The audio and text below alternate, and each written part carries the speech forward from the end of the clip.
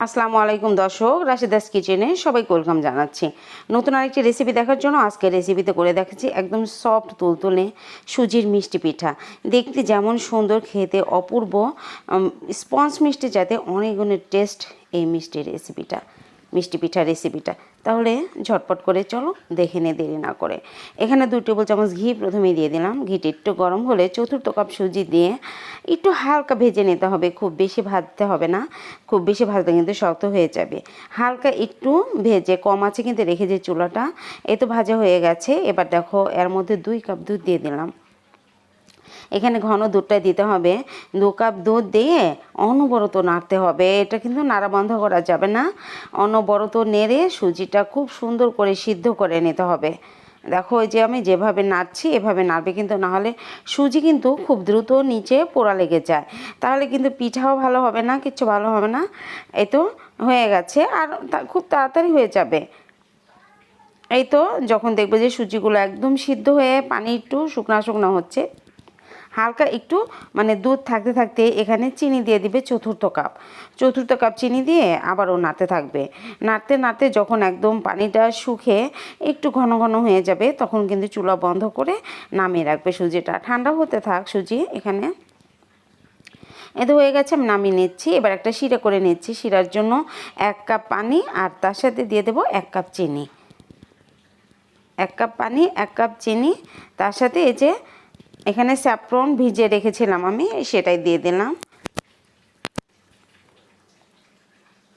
এই তো যখন একটু চিপচিপা হবে তখন নামিয়ে নেবে। খুব বেশি কিন্তু জাল দেওয়া যাবে না। চিনি গলে গেলে আর 2-3 মিনিট জাল দিয়ে নামিয়ে রেখে দিলাম। রেখে দিয়ে একটা পুর করে নেব। এখানে দেখো আমি চতুর্থ কাপ মাওয়া নিয়েছি। মাওয়াটা একটু গরম করে তারপর বিভিন্ন ধরনের বাদাম আর কিশমিশ দিয়ে, এবার দেখো চতুর্থ কাপ চিনি গুঁড়া দিয়ে সুন্দর করে মাখিয়ে হাফ চা চামচ, বেশি না কিন্তু, দেখতে পেলে তো, হাফ চা চামচ পানি দিয়ে এরকম একটা মানে একটু নরম করে এই যে ভিতরের পুরের জন্য আমি এই যে বানিয়ে নিচ্ছি, গোল গোল বল বানিয়ে নিচ্ছি। এটা পুর হিসেবে যাবে। এতে সবগুলো বানিয়ে নিয়েছি। এবার দেখো হাতে একটু ঘি মাখিয়ে নিয়ে, সুজিটা মনে হয় ঠান্ডা হয়ে গেছে, এবার এই সুজিটা হাতে নিয়ে একটু ভালো করে চেপে চেপে ভালো করে মাখিয়ে তারপরে এরকম গোল বাটির মতো বানিয়ে মাঝখানে সেই বাদাম পুরটা দিয়ে এখন গোল মিষ্টির মতো বানাবো। বানিয়ে গরম শিরাতে ছেড়ে দিলাম। দেখো এই যে আমি 2টা বানিয়ে দেখাচ্ছি তোমাদের। এটা তো সহজ, তোমরা পারবে সবাই জানি। এখন গোল, একদম গোল মিষ্টির মতো বানিয়ে, মানে কোনো রকম ফাটা ফোটা কিন্তু থাকা যাবে না। উপরটা একদম স্মুথ হতে হবে, মিষ্টি যেরকম আমরা বানাই ওরকম, যেন উপরে কোনো ফাটা না থাকে। দেখো সবগুলো বানিয়ে শিরার মধ্যে রেখে এরকমভাবে ঝাঁকিয়ে মানে মিষ্টিগুলো একদম করে তারপর রেখে দেবো 2 থেকে 3 ঘন্টার মতো। 3 ঘন্টা পর দেখবে যে একদম শিরার যে এত সফট হয়ে গেছে এই পিঠাগুলো, মিষ্টি পিঠাগুলো। দেখো এই যে সবগুলো তোমাদের দেখাচ্ছি।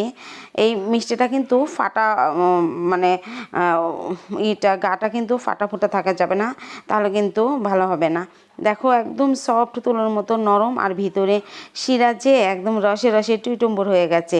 খেতে যে কি অসম্ভব মজা বন্ধুরা, তোমরা না বানিয়ে খেলে কিন্তু বুঝবে না। আর রেসিপিটা ভালো লাগলে আমার চ্যানেলটাকে সাবস্ক্রাইব করবে, সাবস্ক্রাইব করতে একদম ভুলবে না, লাইক কমেন্ট শেয়ার করবে।